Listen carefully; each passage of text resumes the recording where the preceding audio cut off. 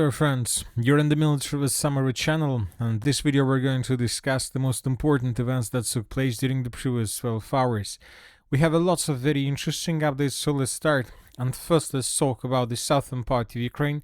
During the previous 12 hours, the pro-Russian resources published this video, where we can see how Russians, as a result of reconnaissance operation, managed to discover a position or facility that Ukrainians used to produce drones, and the Russians attacked this facility immediately with the Iskander missile. This plant was located on the territory of the city of Kherson. The Russians are saying that a very huge factory was completely damaged and destroyed by the armored force of the Russian Federation. Now let's move further and let's talk about the Zaporozhye direction, where the Russians continue their offensive operation in the direction of the Poltavka and Uspenovka fortified areas. And as you can see, according to the map, we see that the Russians during the previous 12 hours managed to improve their positions once again. So this is the situation by the end of the 7th of October of 2025. The Russians just finished the battle for the settlement of Novovasilievskaya. This information was confirmed by the video and by the report of the Minister of Defense of the Russian Federation. And today we got additional update from different mappers that the Russians moved even further and managed to improve their positions along the river of Yanchul. So this is the situation by the morning of the 8th of October of 2025. The Russians, as we can see, began advancing in the direction of Poltavka from the southeastern part. The Russians managed to establish complete control over the eastern part of the village of Poltavka, according to neutral mappers, and the Russians began outflanking the settlement of Poltavka from its central part, trying to cut the southern from the main part of the Poltavka fortified area. Furthermore, the Russians, as we can see, improved their positions between the Poltavka and Uspenovka fortified areas by taking under control additional fields and tree lines. So this is the situation by the morning of the 8th of October. Most likely the Russians will try to cross the river of Yanchul with the purpose to answer this tree line and then to begin moving further in the western direction with the purpose to capture this stronghold between these two fortified areas. This will allow the Russians to block the Poltavka fortified area from supply and support and then to finish the battle for this territory. And right after this, the Russians will focus their attention on the territory of settlement by the name of Uspenovka. Furthermore, according to neutral mappers and according to pro-Ukraine resources, the Russians managed to outflank the settlement of Novogrigorovka. We believe that in coming days, or maybe even today, the Minister of Defense of the Russian Federation, as well as the Group of Forces East, will confirm Russian control over the territory and over this settlement. At the same time, we continue receiving different updates from the settlement by the name of Alexeyevka. I would like to remind you that during the previous days we got lots of reports both from pro-Russian and pro-Ukraine resources that the armored forces of the Russian Federation managed to break through Ukrainian defense in this area and answer the settlement of Alexeyevka. The pro-Ukrainian resources were the first resources that adjusted their maps and that shown some gray zone in this area. And today, the pro-Ukraine resources published another article. This is the article, and here they provide us a picture, just a picture where we can see at least 4 Russian soldiers that were located exactly at this point. So based on this video, we have added this pocket, this island of Russian control. So we don't know for sure how exactly the Russians entered this territory. Either the Russians moved there from the south or the Russians entered the settlement from the east. As of now, it's unknown, but one thing we can see, one thing we know for sure, that most likely there are positions of the armored forces of the Russian Federation on the territory of this settlement, one of the most important settlements in this direction. I would like to remind you that if Russians can consolidate their positions there, most likely they will be able to establish complete FPV and fire control over the river of Volcha that goes a bit further in the northern direction.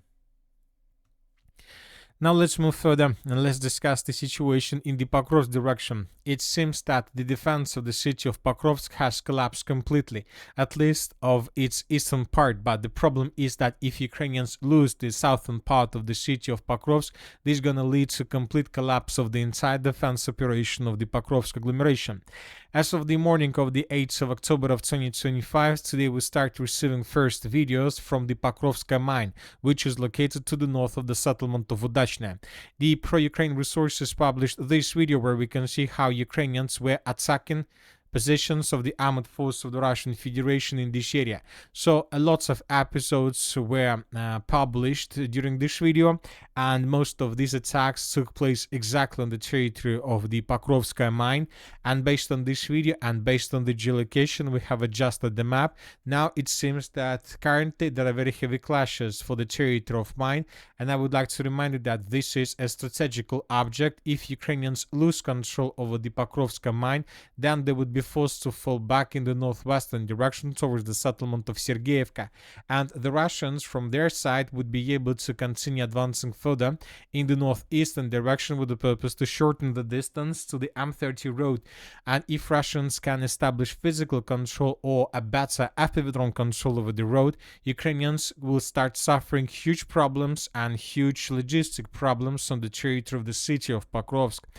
As for the city itself, during the previous 12 hours, neutral mappers and pro-Russian mappers clarified the situation along the line of combat contact.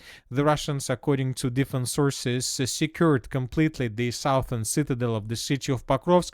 The Russians managed to improve their positions in the western part of the city, and now the Russians are tasked to capture the central citadel. So the citadel of Pokrovsk is a very high, big construction that goes from the southern part of the city almost till the railways. So there is a one just big block of high-rise buildings, so of multi-storage buildings, that starts at the railway station and ends at the southern, let's say, part.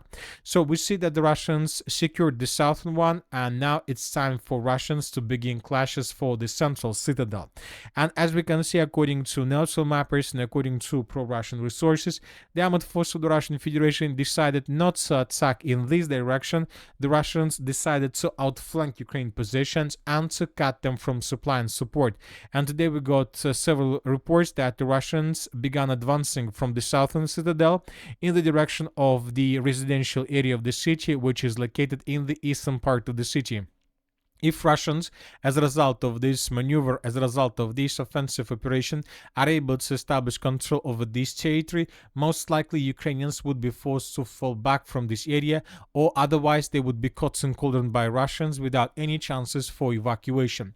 So the situation in this area remains tense, but it seems that everything is coming to the logical end. Ukrainians are retreating from the southern part of the city of Pokrovsk. We are waiting for geolocations that will allow us to start adding colors like red color or at least like yellow color.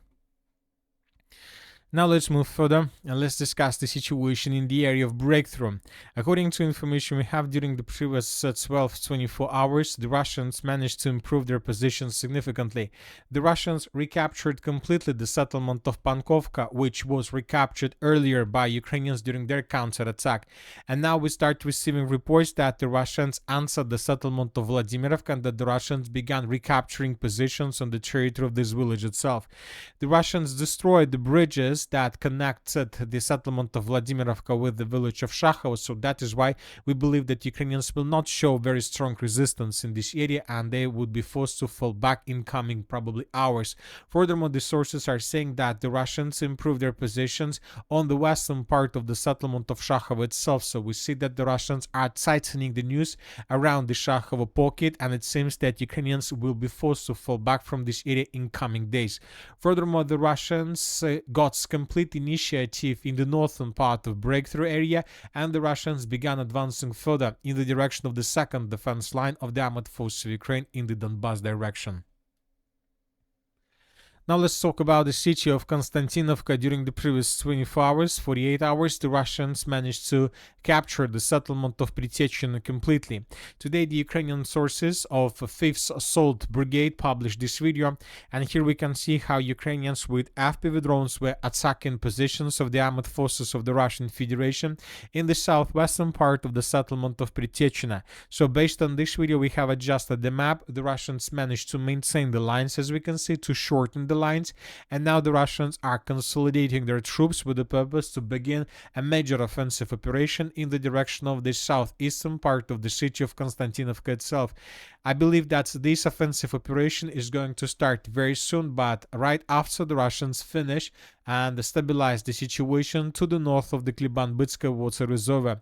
So as soon as the Russians capture positions and capture everything along this red line, most likely the major battle, the major offensive operation on the city of Konstantinovka will begin. Now let's move further and let's discuss the situation in the city of Siversk. According to information we have, the Russians captured one of the most powerful and the biggest strongholds in the southeastern part of the city of Siversk. So this video was published by pro-Ukraine resources, and here we can see how Ukrainians were attacking Russians in this point. So we came to the conclusion that either the Russians have already captured this stronghold or currently there are very heavy clashes for this territory. This is a very important stronghold, the biggest one, and if Ukrainians lose control over this stronghold, they would be forced to fall back further in the direction of the city limits of Siversk, and from these positions the Russians will be able to advance further. One important thing, that if Russians continue offensive operation from this stronghold further in the northwestern direction, then the next battle is going to take already place on the territory of the city of Siversk itself. So the city of Siversk is surrounded by Russians from many directions, from the south, from the southeast, from the east, from the northeast, and from the north, and any other movement of the Russian troops in this area means that the Russians will enter the city limits of Siversk itself, and the real battle for this stronghold will begin. And that's it for the short video. Military Summary channel reminds to condemn any violence in the world. Thank you for watching. Subscribe to my channel, put your likes, join my Patreon, and have a good day. Bye bye.